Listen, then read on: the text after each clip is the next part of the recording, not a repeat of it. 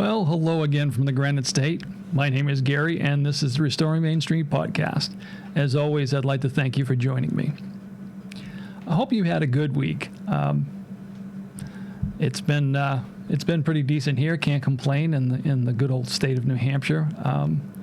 Weather has been unseasonably warm from time to time, and looks to be so tomorrow. So I'm not going to complain. I've gotten used to warmer weather, and not such a big fan of the cold, but it's New England. So you do what you do if you love where you live, and I do love where I live. So topics for this week.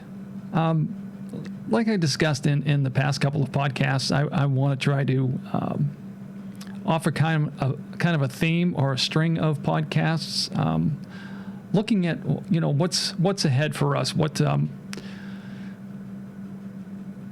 the spirit of the age, what the globalists are attempting to foist upon us, whether we're interested or not, in the form of the Great Reset and some of the changes and things that they're attempting to thrust upon us. And my goal with these next few podcasts is to perhaps offer an alternative to you, some things that you can look at, that you can try to get set and do, so you can try and preserve as much of your personal freedoms as possible in any way that you can, or at least get yourself prepared to attempt to live in a parallel alternative society, because more and more it looks like that's the direction the world is going. So don't like it, don't imagine you do either, but like I said, my goal is to attempt to share information and try and be helpful. So that's what I'm going to try to do tonight. So hey, let's start the program.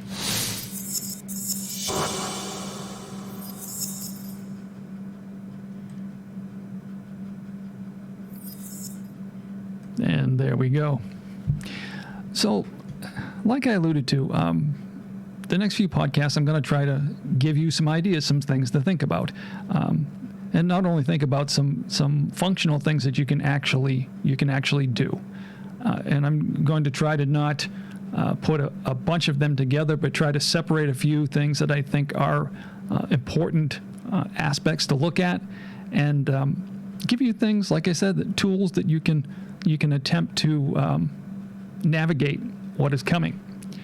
So tonight, I wanted to take a look again at the banking industry. I know the last couple of podcasts I've made allusions to the banking industry and the way the Great Reset is going to attempt to use finance in order to steer you in the directions that they want you to go. So what do we do as individuals to try to preserve some of what we recognize, some of our freedoms, some of our independence, and push back against this attempt to make us global, a global community, as opposed to America, as opposed to the United States of America, as opposed to New Hampshire, that we have an identity. So what I want to do is I want to take a look at, just refresh you some of the things about the Great Reset. So I'm going to take a look or share with you a couple of things and reminders, just to give you a taste, a vibe, a feel for what it is that they're attempting to do. So what I'll do for now, I'm going to pull up this shot. This is from the World Economic Forum website. I tried to do, because with the software I use, you can do a browser shot, which allows you to bring up a page, and you can pan down through it, and as I do that, you'll be able to see that in the recording. Well, as it turns out, and I think a few of these sites are starting to do this, the World Economic Forum isn't allowing me to do that anymore. They've kind of protected it. So you've got kind of a bland shot here, and what I'm going to do, just as a backdrop, and you still get to see my ugly mug, lucky you, I am going to pull up the 8 predictions. And I talked about this in a previous podcast with my friend Jay, and I think I've brought it up, bits and pieces here and there. Klaus Schwab. Klaus Schwab is the head of the World Economic Forum. And he's made some predictions as far as we, reach and head toward 2030. Some of the things that you're going to see, give you a hint at what to expect. I don't know if he thinks this is going to lessen the blow. They're not too concerned about you finding out about these things. Like I said, you can go to the World Economic Forum and you can pull up the page, and there's all kinds of categories up top, and you can pull up and read all of this. You don't have to take my word for it. And honestly, that's what I encourage you to do anyway. I share this information with you so that you have a way of being interactive. I want you to check on these things. So here's just a taste or a flavor of what Klaus sees for all of us by the year 2030. You'll own nothing, and you'll be happy about it. This is something they've talked about for a while. The idea, I guess, when we get to 2030, that you will physically own nothing. You won't own your house. You won't own a car. You won't own your clothes. You won't. You'll literally own nothing. Well, if you own nothing, that means somebody owns it, and guess what? You're going to be renting these things or renting these services. Every single thing that contacts your life, switching from a society that's used to ownership and values hard work and the things that can be accomplished and attained through that hard work, your own home, like I said, your own vehicle, whatever you'd like to drive, those type of things. All of that in Klaus's 2030 goes away.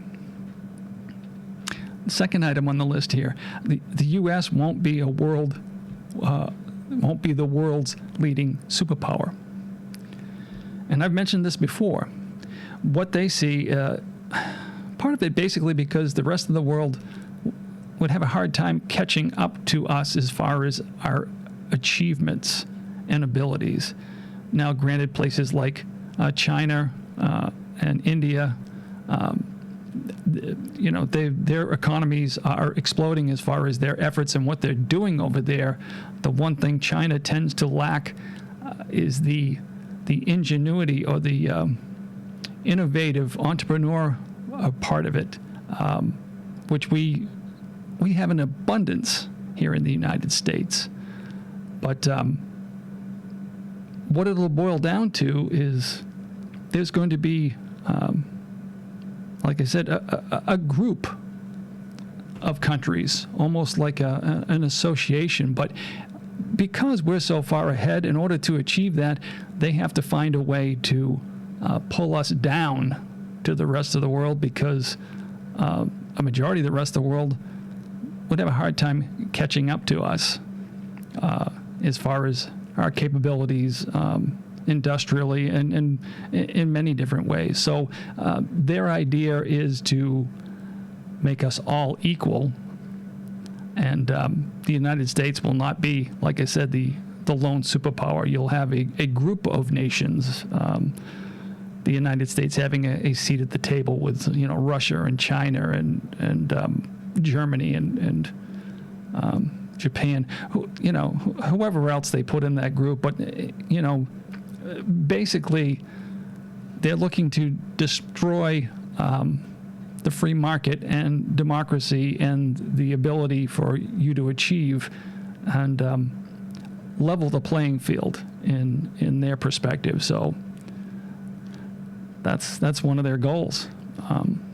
Number 3, you won't die waiting for an organ donor. They will be made by 3D printers. I don't know how comfortable I feel with that, but you know what? I'm just going to let that one lie and move on to the next one. Number 4, you'll eat much less meat. Meat will be an occasional treat, not a staple. For the good of the environment, and for our health.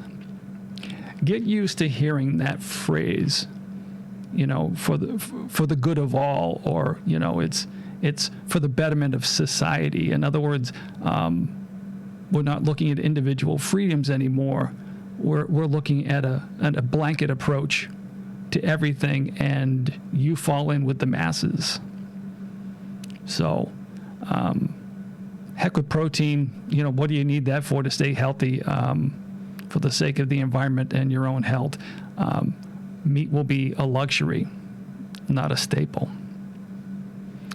Number 5, 1 billion people will be displaced by climate change. And this is their way of, normalizing open borders. So just keep that in mind. That's about as simple as that particular statement needs to be. Number 6, polluters will have to pay to emit carbon dioxide. There will be a global price on carbon. This will help make fossil fuels history. Now, the last couple of podcasts, have kind of been talking about the whole issue with the fossil fuels and the power grid up here in New England and certain blue states, blocking, pipeline transmission of LNG, liquid natural gas. So, they don't like fossil fuels. They want to make sure that they're gone, or their history by 2030. And hint, the reason they want to make fossil fuels gone is not so much climate change, is when you gas up your car and the availability of gas, when it's at a price that we all seem to believe to be reasonable, you can move about pretty freely within your general area or across the country. So, by shifting from fossil fuels, by limiting those things, by making them so expensive that you can't afford them, again, they gain more control over you. I mean, how far does electric car go before it needs a charge? And then how long are you down while that vehicle is charging? And where does that mysterious electric stuff come from out of the wall? That's the part that they tend to forget, or they didn't really forget, but they make electric vehicles sound so warm and fuzzy and fantastic that by eliminating fossil fuels, they try to make you forget about the fact, well, you still need to generate electricity, and how are we still generating electricity right now? Or are we going to do with less of that as well? Never mind. We'll move on from there, I guess. Number 7, you could be preparing to go to Mars. Scientists will have worked out how to keep your health in space. Okay, maybe some people are looking to get involved in that. I mean, I know Elon Musk is pushing, very hard with his SpaceX and all of those endeavors and that type of thing. But something makes me think that that's still not going to be the first exciting choice that most Americans or most people are still going to be deciding to make. It's still going to be a pretty dangerous endeavor, even 9 to 10 years from now. So, and then the other prediction, the last prediction that our good friend Klaus Schwab has here for us: Western values will have been tested to the breaking point. Checks and balances that underpin our democracies must not be forgotten. So the last bit of it there, he makes it sound like some of your values that you hold dear, that they're actually going to keep and hold on to. Yeah, I wouldn't hold your breath. So that gives you an idea of how they see the future. And like I told you in the past couple of podcasts, one of the ways that they are trying to strong-arm people and companies is through the banking industry, by starting to use a scoring system that has been developed by the World Economic Forum, which is ESG Scores. they're going to look at companies and eventually score you based on your environmental impact, your social impact, and governance, how well you play with others. Like I talked about before, whether you comply or whether you are one of those individuals that keeps hanging on to that pesky idea of individual freedoms. So they're going to take a look at those things, and you're going to get a score. Companies are going to get a score. So the next shot I want to share with you here is from the Investors Business Daily website. Pulled this up, and just to show you some of the companies that are involved, I'll read down through some of them. All I was able to do with this is I took a screenshot, so I'll flip through a couple of screenshots and show you. But the whole idea is this is an article about the 10 best ESG companies, top stocks for environmental, social, and governance values. So these companies are already starting to get graded as far as their environmental, social, and governance impact. And they've been given scores. So if you look at this, and let me just get to the other shot here. There's another shot that actually, now that you've got that, let me show you some of the companies involved. I know you can't really see that well, but I'm going to read down through a couple of these anyway. But starting at the top, these are some of the best ESG stocks. Microsoft, I see JB Hunt here. I see Texas Instrument in the top 10. And look at this. Down at number 9, there's Metropolitan Bank. So, yeah. ST Micro, I panned down the Motorola Solutions, Qualcomm, Sherwin-Williams, Hewlett-Packard, Adobe. Like I said, they've got all kinds of companies that they've already started to give a grade to. And let me just show you this shot, just so you can see how far that it does go. It goes from eBay to Chipotle to Tractor Supply.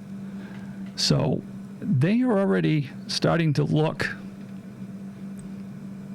at these companies and taking a look, like I said, at those 3 aspects: environmental, social, and governance. How compliant are you? Environmental.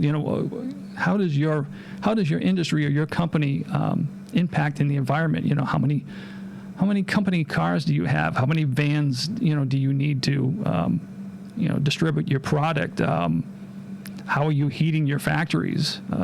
And it's going to boil down to you as well when they start looking at giving you an ESG score and talking about giving you loans. Are you going to qualify for a loan? Well, that's a good question, because the fact is that a lot of that's going to depend, like I said, on how do you heat your home? Do you use some of that nasty wood or oil? Is that what you're using to heat with, or natural gas? Some of those things that really harm the environment. What kind of car are you driving? You're not driving an electric car yet? Wow, that's fantastic. No, it's not. So that's all of the things that they're looking at as far as being able to grade you. And I just wanted to give you an idea of some of the companies that are already involved, that they're already looking at. And like I said, the focus when I started to talk about this is I wanted to show you or share with you some things that you can do. And I want to talk specifically about the banking industry. Now, if the banking industry is going to be the one that's going to be leveraging this, that's going to be twisting your arm or companies' arms in order to comply, well, how do we push back against that? Well, if you have money right now in any of the big national chain banks, if you have money with Goldman Sachs or Bank of America or Wells Fargo or any one of those really large banks, try going to their website and doing a search for ESG and ESG scores or anything like that. And I guarantee you will find information there that lets you know that these companies are already looking at ESG scores and getting ready to implement those things, and they will soon be scoring you. You will receive a score. Excuse me. And it will affect your ability. At first, it's going to affect the ability of companies to get loans. You know, if your ESG score isn't high enough, like I talked about with fossil fuels, like I talked about, you know, when they get ready to use this tool, they'll use it against gun manufacturers as a way to shut down gun manufacturers as well, because, you know, they don't believe in the Second Amendment. But this is all going to be used as a way to leverage things against you. When I get done with this podcast tonight, I'm gonna share several links in the comment section below the podcast. I'm going to share links to the three banks that I mentioned, and you can follow those links, and you can see that they're talking about ESG, so you can understand that they're all on board. And so how do we combat those things? Well, you know, you've listened to a couple of my prior podcasts, and you may have an idea of what I'm going to tell you. Let's see if you guess right. It's local. That's the answer to pushing back against this. If you have money, and I urge you to go, when this is done, go plug in your bank's name, and then next to it plug in ESG scores. And if you get a hit that links to your bank, follow it, trace it, go read what it's saying, and you can see, find out whether your bank is already starting to comply and setting things in place to make this move to the whole Build Back Better idea, to the whole global governance and lack of freedoms and independence anymore. So you'll be able to tell. But the answer is, if you have money in those banks, the absolute best thing you can do is find a local bank, do your own checking. Like I said, grab the name of that bank, put it into your browser, put ESG scores next to it, and do a search and see if you find that bank is linked to the Great Reset, to the idea of giving you an ESG score, and whether they're looking to comply. Chances are, if it's a small enough local bank, you won't see that. And that is the tool I just wanted to give you tonight. That's a saving grace. What I'll tell you for here in the Granite State, I did that. I didn't do, like I said, an in-depth search. All I did was plug in some of the state banks' names and a couple of the credit unions, and not all of them, but, you know, a portion of them. And, you know, for all of you Granite Staters that are listening, let me at least share this with you. I checked out the Bank of New Hampshire. Didn't see anything with ESG there. Claremont Savings Bank, did not see anything there. Franklin Savings Bank, did not see any evidence of ESG or Great Reset terminology or talk there. Meredith Village Savings Bank, nothing there. Northway Bank, no, and Profile Bank. And like I said, that's just a handful of banks. And I checked Granite State Credit Union and Northeast Credit Union here in the state. And no mention of ESG or ESG scores there. But I would encourage you, you know, to, like I said, with any of this that I give you, and I'm gonna give you some links to the state website, newhampshire.gov/banking and credit unions, as a list of banking institutions, credit unions, and trust companies. I will I will share those links in the comments down below when I post this tonight. So you've got a reference to look at bank names. But like I said, you can do your own research, and that's what I encourage you to do, so that so that you're participating. And let's say go check out your bank. Find out if they're even thinking about getting involved in the World Economic Forum, in the whole idea of Build Back Better and ESG scores. Can you really imagine a society where your credit score that you have worked so hard to gain, those of you that have, a good credit score, and that's going to be secondary to an ESG score, that your credit score is not going to be as relevant as an ESG score is going to be if they have their way. So that's what I was looking to share tonight. Was trying not to make this too awfully long, but like I said, I want to give you some tools and some things to think about, ways to push back against this, and things that you can do. So this was just I say short podcast, but it's probably going to end up being around the same 30 minutes or so that I always seem to get to when it comes to these podcasts. But like I said, I will share the links to all this information in the comment section below this podcast tonight. But like I said, the reason I do this, my goal with all of this is I'm just trying to be, as best I can, I'm trying to be a conduit, somebody that's sharing information that hopefully is giving you some tools and things to think about, so that you can have a way, like I said, to push back, to kind of get yourself set before all of this takes a foothold. And don't wait.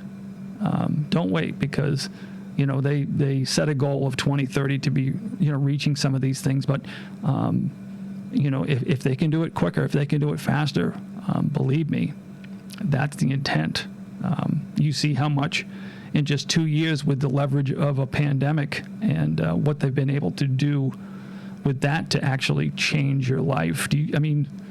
Think back. Can you think back, 2 or 3 years ago? Do you remember what it's like to not have to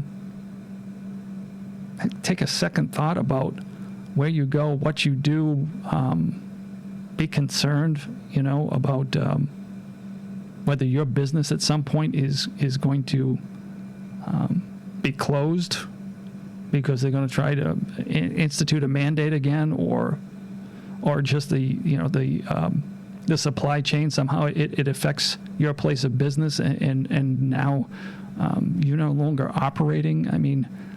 All of these things you need to be aware of. You need to gather information, and like I said, I'm just trying to give you a few things that you can hopefully use to try and push back and get a foothold against this. So get out of the big banks. Move your assets and your banking to something local.